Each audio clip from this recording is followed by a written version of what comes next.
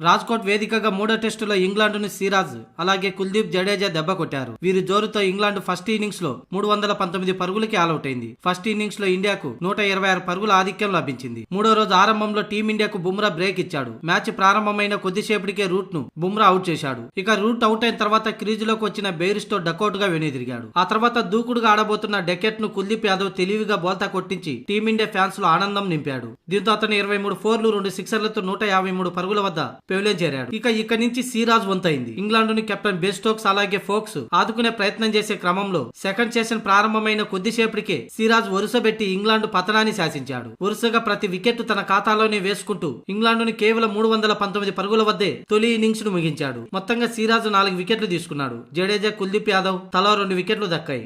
ఇక బుమ్రా, అశ్విన్లకు ఒక్కొక్క వికెట్ దక్కింది. ఇకపోతే అశ్విన్ తన తల్లి అనారోగ్యం కారణంగా అర్ధాంతరంగా మ్యాచ్ రెండో రోజు రాత్రే చెన్నైకి వెళ్లిపోయాడు. దీంతో ప్రస్తుతం టీమిండియా 10 మంది ఆటగాళ్లతోనే మిగతా మ్యాచ్ ఆడనుంది. ఫీల్డింగ్ లో 11 మంది ఉన్నప్పటికీ బ్యాటింగ్, బౌలింగ్ విభాగంలో మాత్రం ఒక ప్లేయర్ లేనట్టే.